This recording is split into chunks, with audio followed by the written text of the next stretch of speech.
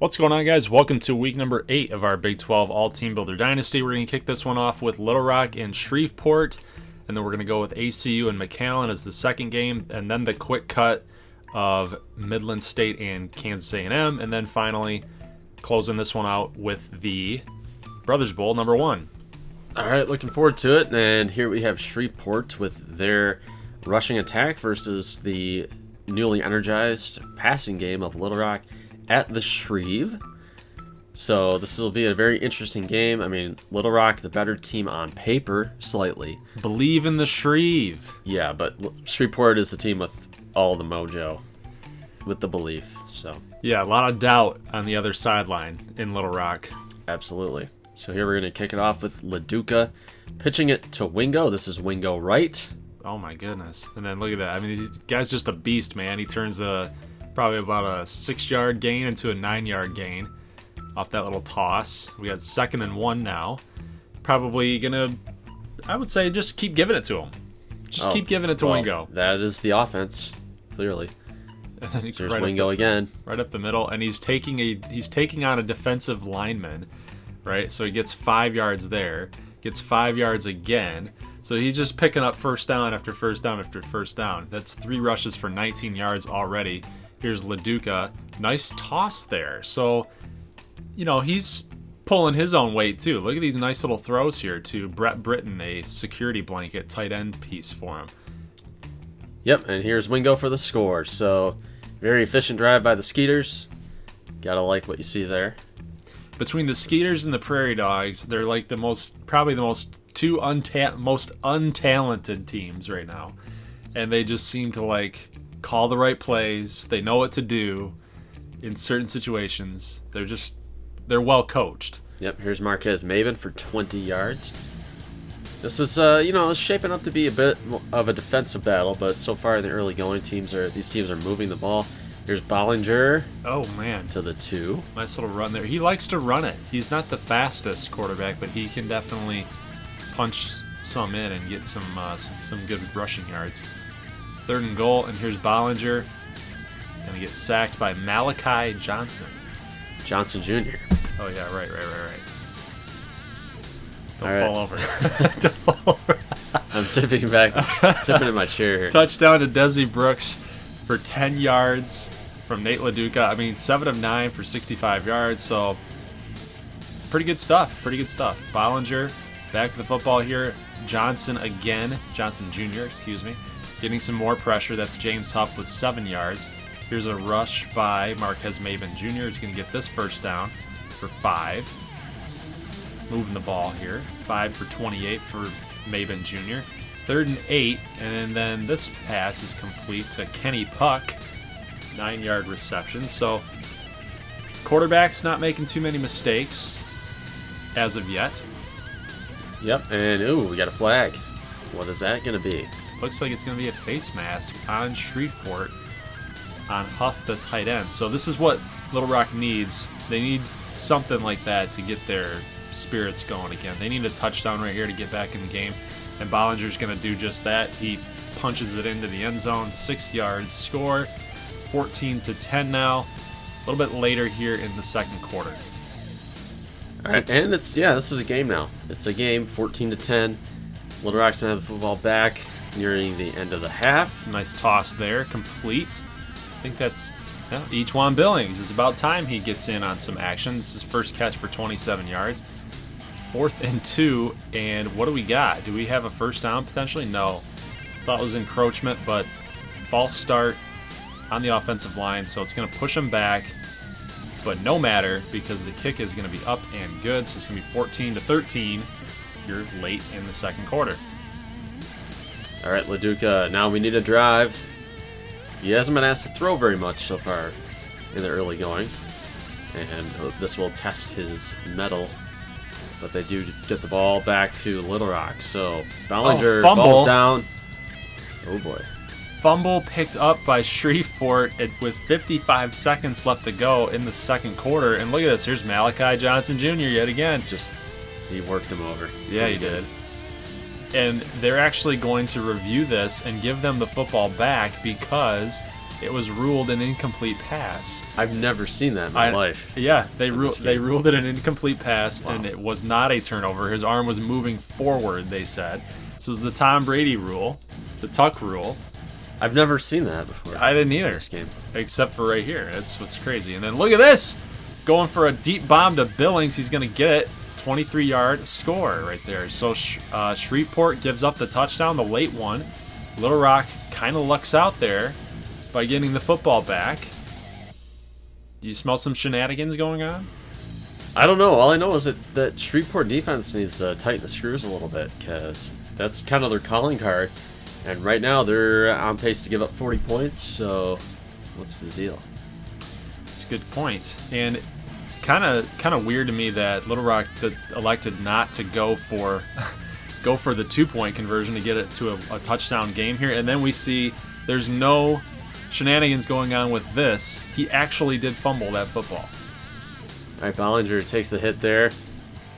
Fumbles the ball. Yeah, he's definitely got that freshman thing going on with the turnovers. So he's not throwing as many bad interceptions as Carter Ashey was, but he's got turnover issues. So we see a penalty here going to move Shreveport up to the goal line. That's Roberto Allen. Touchdown vulture. Yeah, he did. Wingo needs another one. There's no reason Wingo could not have taken that in. No, it's 1 yard. Just give him the rock. And then here's Bollinger yet again, gonna get sacked. So Johnson Jr. Man, 2 sacks. Maybe it's not Bollinger. Maybe it's not Bollinger or Ashey. Maybe it's the offensive line. Because there's been many times so far in this game where he's gotten hit, and he's gotten hit hard. All right, so this will set up a 3rd and 21 after that penalty. Yep. And now we'll see what Bollinger can do. Trying to go downfield. He's not and gonna. No chance. He's gonna shake it off, and then he's gonna get hit on the second tackle attempt. It's Jacob Reinhold. He's got 2 sacks himself. And he's got the turnover. Right. But yeah, he's making plays. Good for Reinhold, the linebacker. So now here's Wingo. 6 yards. Is he going to get vultured again? Who knows? He's 19 for 72, and then look at this. He's not able to get in. That's Roberto Allen. They were trying. 1 yard line. 1 yard.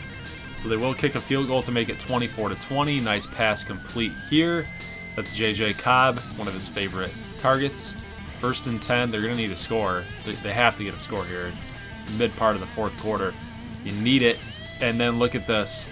Absolutely baited Bollinger to make that ill-advised throw. Touchdown, pick 6. That's Lucius Mays. Unbelievable, man. Just wait till you see this replay. Like, he absolutely just juniored him out. Look at that. Boom. He never saw him. All over it. So bravo for the Skeeters. They take that 11-point lead. And they get the ball back here. This is they're grinding the clock down. Are they going to tack on a little salt in the wound there? Touchdown. And that's Wes Brogan, the fullback. You don't usually see fullback runs for the CPU. No, I don't usually see that. They elected to go for it, so it's going to be 38-20. And just for what the heck's sake, just throwing Bollinger into the highlights here, and he's going to throw another interception. Austin Lemke. So that's going to be pretty much the game. The game is over. Skeeters win this one 38-20. Skeeter Nation is going strong right now. They're going crazy. They're going nuts. They're 5-1, and their only loss came to a top 5 team in Texas Tech at the very end of the game. A game that they had a chance to win. So the Skeeters are legit. I feel like they're legit.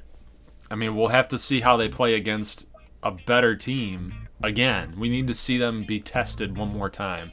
You're right. Before I make that claim. There's plenty of teams in the Big 12 East, and these are 2 of them that are really good. So you have ACU and McAllen. Both of these teams desperate to avoid a 2-loss start, which means zero margin for error. The rest of the way. Loser does not control their own destiny. So the winner, they're still kind of hanging in there. And this is a huge game. So McAllen's going to go on the road. This is a battle of number 1 draft picks, first round draft picks at quarterback. But Jedd Carmichael, one of the first throws of the game. I think that was the first throw of the game. Well, it's 3rd and 10. But yeah, his first throw, yep. 0 for 1 with the pick. That's Chandler. And that's kind of what we were talking about in the Wednesday video, was that, he throws a lot of balls hard. He doesn't have a lot of air under it. He doesn't have a lot of loft. He has not mastered the touch pass yet. And, that's cause for concern. We got a roughing the passer call on, who is that? Vicente Galarza hits Bishop. Well, let's take a look at this. Let's just see how hard he was hit here. Actually, let's just go back. Sorry. Let's just go back here. And a little chip. A little chip on his way up the field. So it didn't look like it. Now, did he give him the little shove, little shoulder shove, or did Bishop just sell it? I don't know, but Bishop throws that. INT going the other way. He's rattled. He's rattled now. Yeah. Nobody's really hit him that hard before. Everybody, he has this air about him, like, you can't touch me. Okay. I don't. Is that true, Robert Bishop? Let us know. First and 10 here, and then Carmichael going to get sacked. So the defenses are coming through. That's Bryce Greer, who's actually come on as of late in these last couple weeks. Look at that. Just that bull rush move. I mean, yeah. Dude, he's going to the NFL. Oh, yeah. He's going to the niffle, as I call it. The niffle. What do you call the NHL? The nil. The nil? Yep. MLB, we... Milb. Yeah.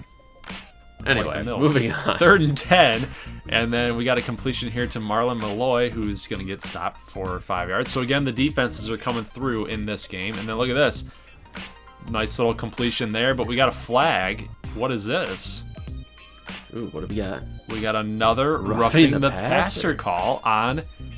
Who is Galarza? Galarza again. Is Galarza a dirty player? He might be, but look at this. I mean, the ball was clearly out.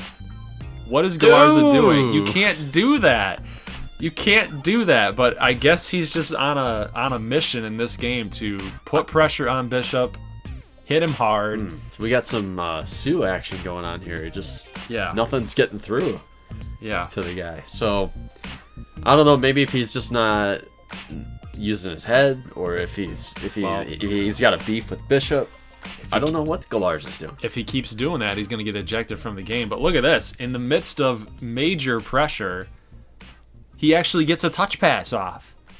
That's Todd Parker unable to get the sack. I mean, check this replay out. He doesn't even attempt the tackle. I think it's because of these roughing the passer calls that were going against the other team. It's like when maybe it's in his head. Yeah, it's like when you're you get the warning for hitting a batter.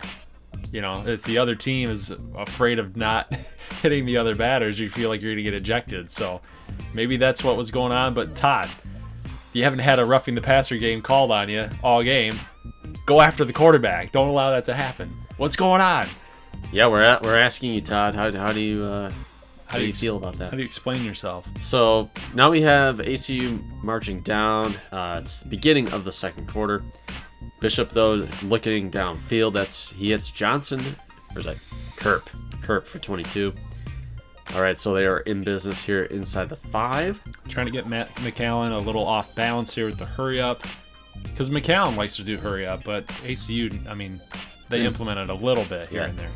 Oh, man. That's bad. It's going to get tackled. Oh, but a face mask, it looks like. Yep. You got to be kidding. Who is this against? If this is against... Who we think? That's Galarza. Oh my gosh. Galarza. He's going to get himself ejected, man. I think he should be at this point, right? Yeah, you get, personal fouls. Don't they, add up? Yeah. I don't remember how that rule goes. But he's got 3 personal fouls. At 15 yards each.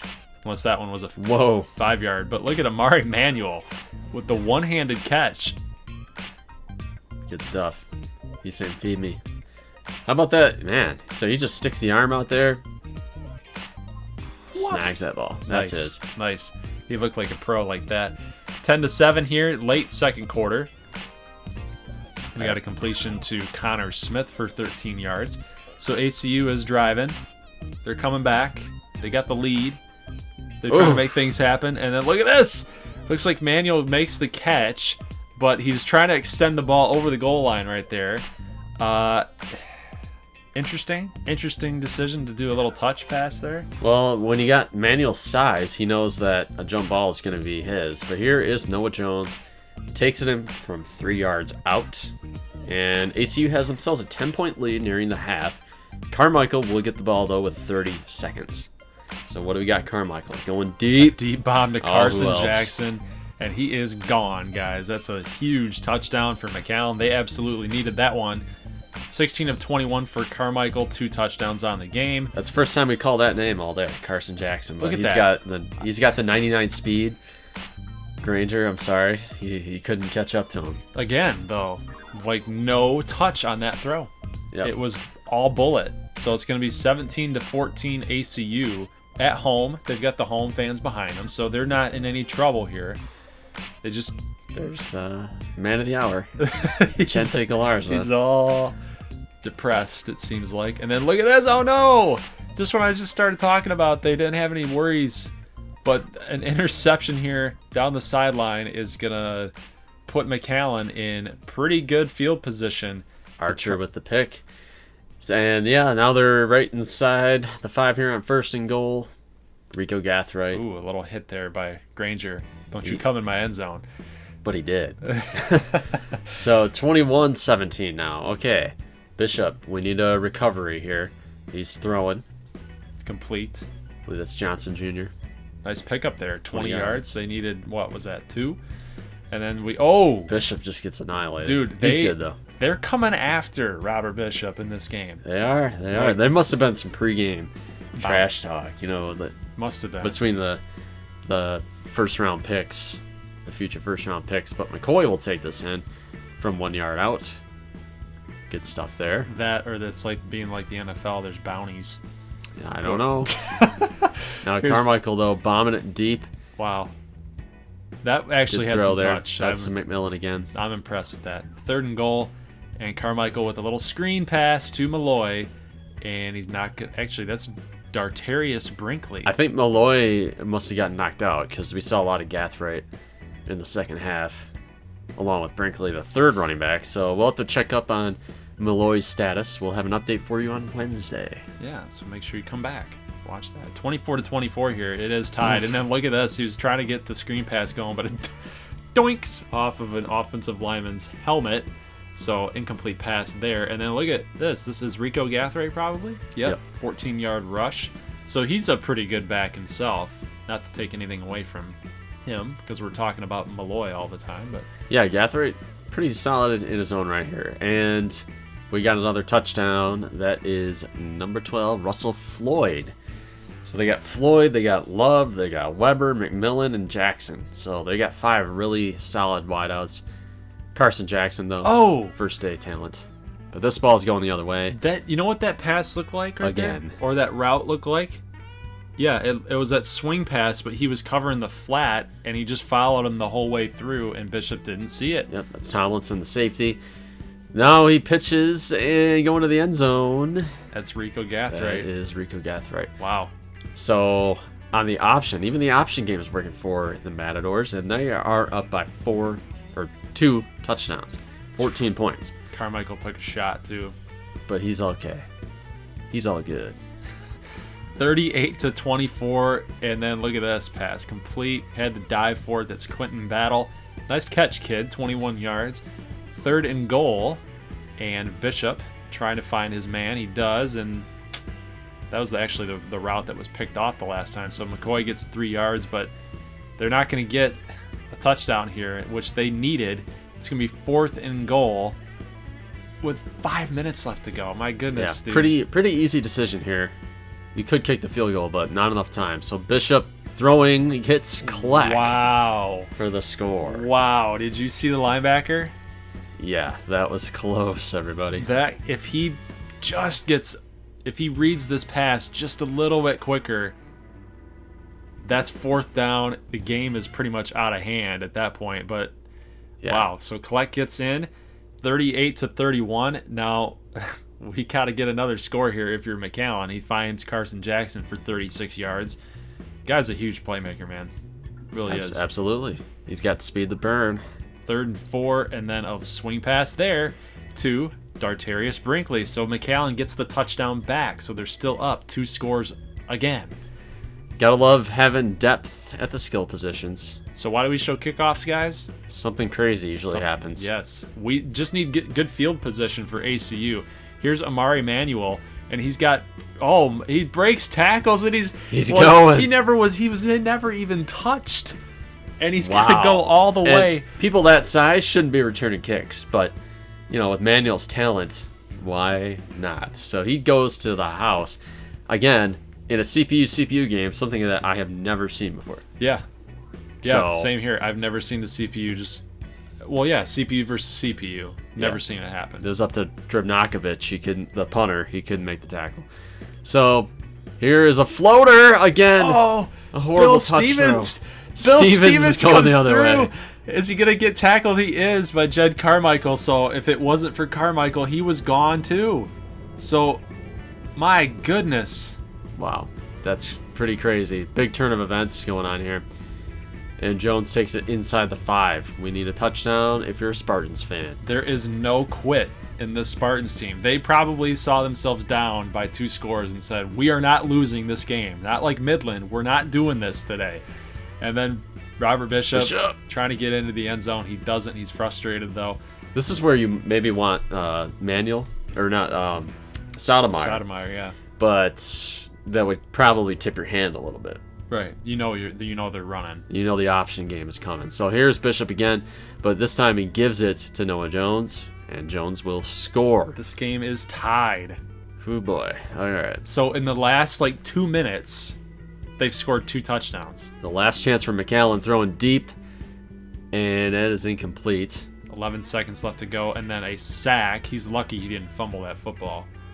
Yeah, that would have set them up at midfield, and for one more bomb, at the rate this was going, they probably would have converted. Yep, Granger and Wyrick Dysert were pumped up on the play, and we are going to overtime. So, did we get anything from Coach Deloach? We did. He said we better have some heart if we're talking about conference and national titles preseason, so they're ready for this. Okay, so now here's Bishop. Ooh, goes down. That's a loss of 8. That's A.O. Garrison with the sack. Here's Bishop again, looking deep. He's going to go to the end zone. Oh, what a catch. What a catch. His favorite target. Kyle Mitchell. Kyle Mitchell. For the score, that's the 69th pass of the game for Robert Bishop. You got to start worrying, if you're going to draft Bishop, you got to start worrying about, some arm fatigue. Could be. Some Andrew Luck syndrome. It's just like a pitcher. The amount of pitches he's thrown, the amount of innings he's McAllen, 3rd and 7. They will throw this here. It's to Paris McMillan. Again, his favorite slot receiver. He loves throwing to McMillan. And it'll set up a 1st and 10. So he's throwing now. Pressure. There's Price Greer yet again. He comes through. This guy is he's insane. I love me some Price Greer. Oh, yeah, totally. 2nd and 18 here. Here's Carmichael. And scanning the field, and then looks like Bill Stevens again. So Bill Stevens comes through, and this time he says, I'm not going to let anybody catch me on this touchdown. Why is he taking it back? I don't know. I don't know. Because it's never happened in his life. You're right. Right. Just like we talked about. So, Carmichael, come on, dude. He needs to turn this thing around. He's letting his draft stock slip a little bit. He's that guy that the Mel Kipers of the world just continue to make excuses for. But at some point, you're just like, you gotta cut the turnovers down, bro. Yep, I would totally agree with that. So, amazing game by ACU. Crazy game by ACU. When we're sitting here watching it, we're laughing. We're thinking, they're gonna lose again? They lost to Midland a couple weeks ago, and then we're sitting here thinking, oh my gosh, it's gonna happen again. But they hold on, and they come back. That was a gutsy performance by ACU. And here we have a Big 12 West showdown, Midland State and Kansas A&M. And again, much like the previous game, the loser is going to be in a hole here with 2 losses in the early going. So both teams are going to need a win here. And we see here that good defense by Kansas A&M. They're actually averaging 8 points allowed per game. I know, it's crazy. So again, we got another little red zone stop. This is our lightning highlight game. So we're just highlighting some of the good play by the defense in the early going. This is not going to be a typical Big 12 shootout kind of game. Right, because both defenses are pretty solid in their own right. Camu's probably got a little bit better of a defense, but yeah, like we've always talked about, whenever they're running the football, which is what they always do, you always get into kind of these low-scoring type of affairs. 10-6 here, as Camu is going to get a field goal, and then when they get the football back, they're going to go bombing it deep. It's a Dontari Weeks, a name that I've never really called. Yeah, a lot of guys in the passing game, they don't get a lot of love for Kansas A&M, obviously, but they will take that lead into the half at 13-10.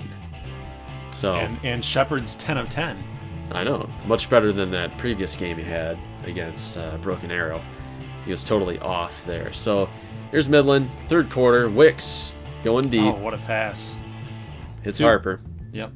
His favorite deep target, for sure. What's up with your receivers in the number 4? That's a good number, I guess. Carson Jackson and then Harper. 1 yard line. 1 yard line monster got him, and they like to kick the field goal. So we'll see if that's a controversial play call. We'll see if it comes back in this game. But Fritz gets hauled down behind the line of scrimmage here.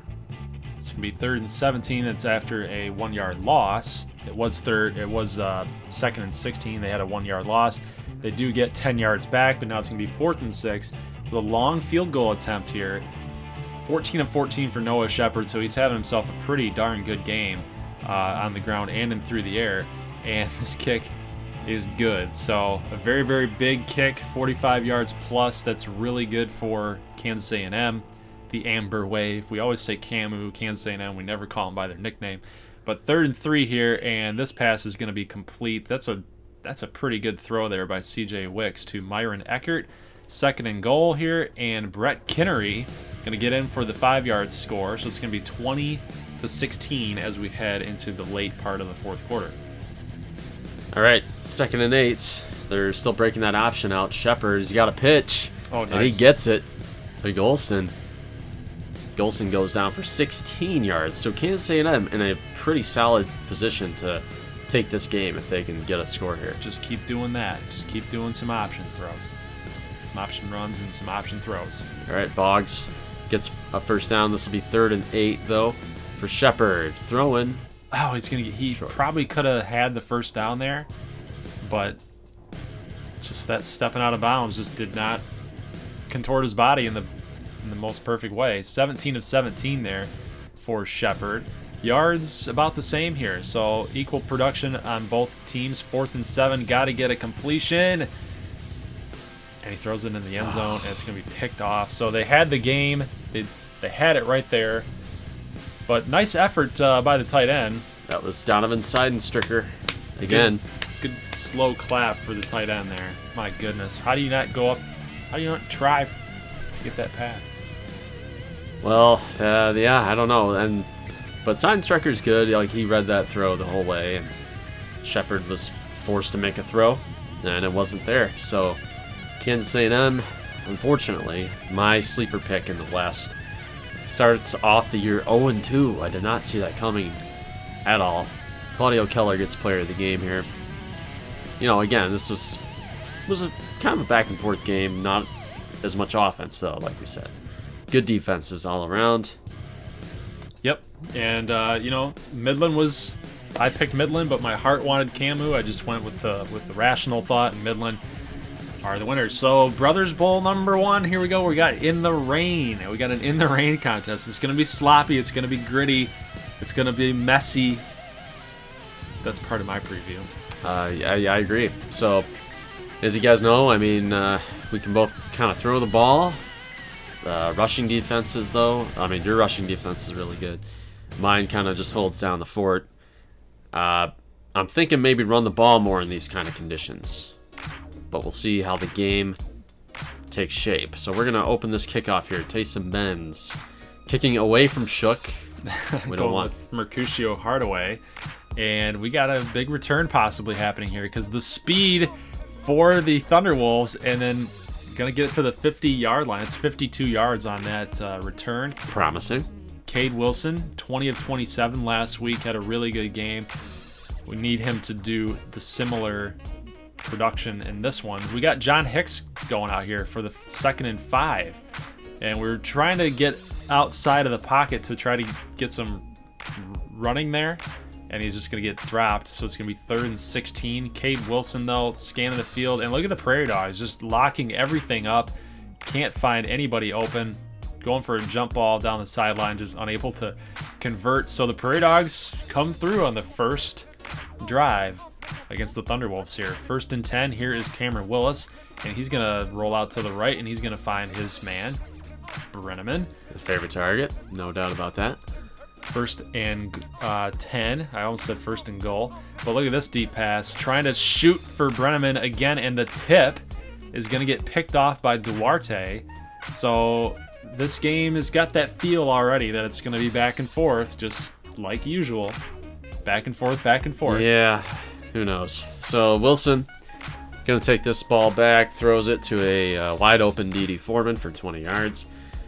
So you're back in business, marching down the field. You see, we're running around trying to figure something out on defense. Oh, here's Jenkins with a broken tackle, and got to use that speed, try to get to the end zone. Come on, beat Sullivan. He can't, though. It's 41 yards on a play that probably should have just been for 5. He busted. Yep, for they 40. sealed the DB out there on a block. Wilson's going to throw it in the end zone, deflected. Incomplete, so you're going to hold me to a field goal. Again, Prairie Dogs coming through. All right, throwing to Highshaw. We get Highshaw for 12 and a first down. We'll begin the second quarter here. Willis running. Oh, makes a move. Nice move on Takes Smoot. a hit, though. But gets those 7 yards, so good job by Willis. And we're throwing this, going to the end zone maybe. Willis is chucking it. Oh, he's lucky that went out of Throwing it bounds. away. He doesn't have a lot of zip on those throws, so maybe that's part of the problem with the interceptions. He's been throwing interceptions all year long, so that's kind of an issue for him. Yep, so this will set up a field goal attempt here, 4th and 6. And so you're a little wary of that little fake. And they what do we got? Fake it, and look at this. God. He's going to Myers, who actually had those 2 fake field goal scores in the week before, and then Sanchez comes through and picks this off. He's dropped a lot of interceptions in his time so far this season. Oh, look at Shook, just shaking and baking the Prairie Dogs out of their shoes. That play was dead from the start, and he just put on a little spin move and got through. So good move by Shook. Good job to push the offense forward. 3rd and 10, though, so it looks like Prairie Dogs are holding yet again. Cade Wilson electing to throw off the rollout. Mercutio Hardaway with the nice reception for 11 yards. 1st and goal. Here's Hicks, and he's actually going to throw. He's not going to be charged to run the ball there. He gets a chance to throw. Throws to D.D. Foreman. Touchdown, as the momentum moved him into the back of the end zone, past the pylon. All right, so Willis, what do you got? That's the end of the first half, going deep in coverage. Incomplete. Why do you sound so depressed? Yeah. Here's a punt.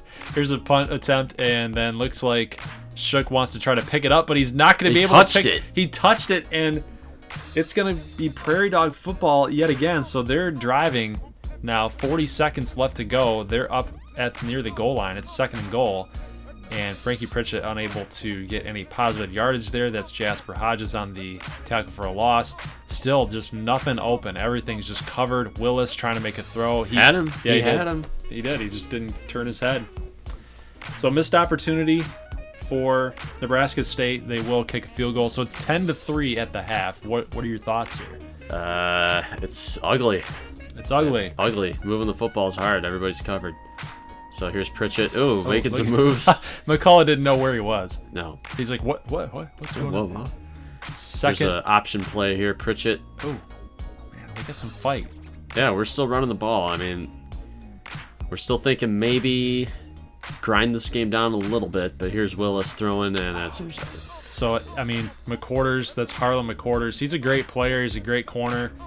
He just read that perfectly. He gave you enough space to where you thought he was open, and then he came back over, covering that flat, covering the curl route. 1st and 10, and Cade Wilson doing a little play action, little fake run there, and he's going to find Leandro Ransom for the touchdown. So Cade Wilson, 9 of 12, an interception and a touchdown. So I'd say it's a pretty efficient performance so far, other than that interception. Agreed. So here's Willis got an open man. That's Yarborough downfield. Oh my! And Smoot is just like, some of you guys' moves are just freaking these guys out. 43 yards right there. Prairie Dogs got to get a score here late in the third quarter and firing deep. Nice throw by Willis. For once. And hits, you got an open man here. That's Bernardo Durham for a touchdown. And this is a game again, folks. 17-10. Nice. All right, so we're coming back, maybe. But here's Tratnick downfield. That was a big throw because that was 3rd and 9, and we get 31. So that was a very, very, very big throw.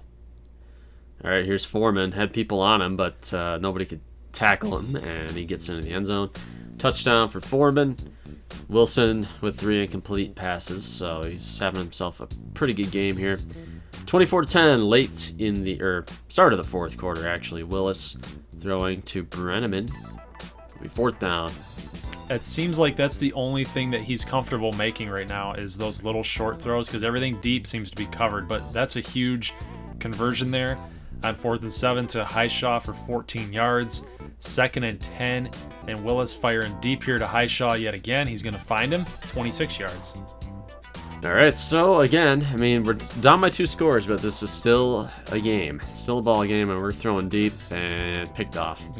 Roosevelt McKinley, another MC. We got McCullough, McQuarters, and McKinley. Another MC corner is going to pick this off, so you had to try something there, but it might have been a little bit forced, I feel like. 24-10 here. And then speaking of forced throws, this is not something that Cade Wilson needs to do. You can't do that because now a score here makes it 24-17, and you're just changing the whole dynamic of this game. Willis rolling out 1st and 10, and he's going to find a wide open Yarborough. Look at this, man. You're coming back, and I'm starting to shake in my boots a little bit. I really Yeah, we need that touchdown, though. That's elusive touchdown, and Michael Swan gets it. 8 touchdowns. We are now down by 7. So this is still a ball game here. Yeah. But we need to get the ball back. If Cade Wilson throws another interception here, a bad one, like that. Kerry Oliver. Yeah, oh, horrible. my goodness, if he did that. All right, so we're down by 7. Here we go. And that option play got busted up. He was coming on the blitz. I called that specifically for that. 4th and 9. Congratulations. And then a flag. he's 4th and 9. And a false start on the offense. Going to be 4th and 13. You got to go deep here. Just that's the way it's working. And you're forced to make a deep throw. And then Duarte going to pick this thing off. Don't settle for anything less than a score here. Takes it back for a pick 6. And this game is going to be 31-17. And it is all but over. Yep. And that is the ball game, folks. So, 6 interceptions. That was the name of the game. Willis had 5 of them. So, Hail Mary pass at the end was also picked off. And it was just sloppy. It was all around sloppy. So, I'm not mad that I lost. I was expecting to lose. I didn't like the way that it happened, though. It was pretty terrible.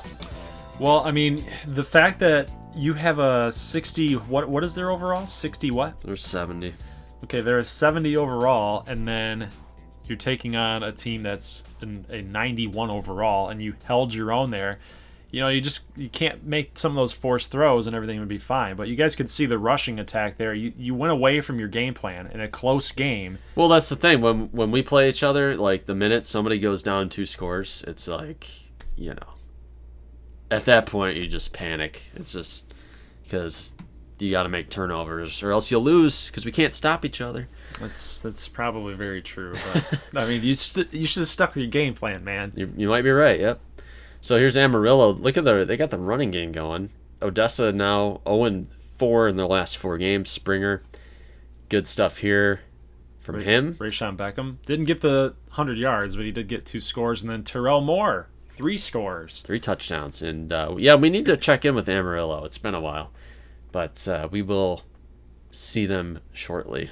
5 touchdowns for Montana Flynn, so he had himself a great game, but the rushing yards just weren't there at all. Yeah, also, not to be outdone was Montana Flynn. Endicott, the tight end, he got 2 scores from him. Khalid Livingston, good stuff there.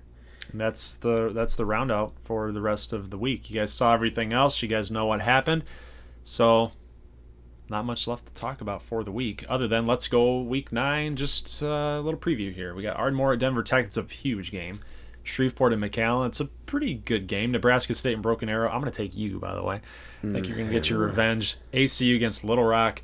Midland State against Odessa. And Amarillo against Kansas A&M. So what'd you think? What's your takeaways from week number 8? And what are you thinking about week 9? Well, I mean, I know you're frustrated. But yeah, no, I'm just. That's the thing. I mean, like I said, I don't care losing. I expected to. I just like the turnovers. This kind of hurts because we were in the game. I think we could have done it, but congratulations on the W. Thank you. Ardmore gets the win. Thank you, sir. And that sets you up. This is like the game of the century of the week right here. It's Ardmore at Denver. We got an undefeated battle between possibly top 10 teams. These are not the updated rankings here. But I think each team will probably be in the top 10 next week. Yeah, and, you guys played a good game. I mean, outside of the interceptions, too, like you held that big-time offense for Ardmore. You held them down. There was some plays there where you had that interception, that late one. You had 2 end zone stops, so it was pretty good for a 70 overall team to do that. So you're yet again the narrative here that I always go back to is the coaching. The coaching for Nebraska State is like top notch, and that's what keeps them into games. So.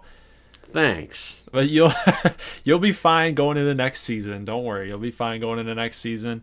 I don't know about that. Well, you've got you got some recruits that are going to be pretty good for you. So, Nebraska State fans, I don't know. You've got the wizard over here to my right. So, you guys will be fine. You don't have to console me. It's okay. Oh my goodness. All right. So now we have let's look ahead to next week here. We got Shreveport at McAllen. And we went over this now McAllen, who saw that coming? McAllen is 0-2. Shreveport is 2-0 in the Big 12. So pretty interesting reversal of fortune there. We'll talk more about these games later. You got ACU Little Rock. That's a rivalry game. Midland Odessa, also a heated rivalry game. But Odessa not really pulling their weight. And Amarillo Camu, that's it's a pretty game. I'm just thinking of the teams on the field together. Yeah, it's pretty. They would. Yeah. So pretty interesting. Big week next week. Nebraska State at Broken Arrow. Yep. So come back, folks. Yeah, we'll have our picks in the Wednesday video and a little bit more analysis. So I hope you guys enjoyed this week. I thought it was a really fun week. Probably one of our better I bet weeks. You think it was pretty fun. Oh, yeah, it was really fun. Yeah. Finally win a season game against you. Yeah. My goodness. Cool. We're going to have to wait till the championship game. So, all right, that's going to be it for week number 8. We'll look forward to week number 9, and we'll see you on Wednesday. Leave a like if you like this thing, and if you're new to the channel and you like it and you love it and you want more of it, of this Big 12 All-Teambuilder Dynasty, make sure you hit that little red button for a subscribe or my logo on the bottom right, and we upload these videos on Wednesdays and Saturdays. So, we'll see you guys then. Peace.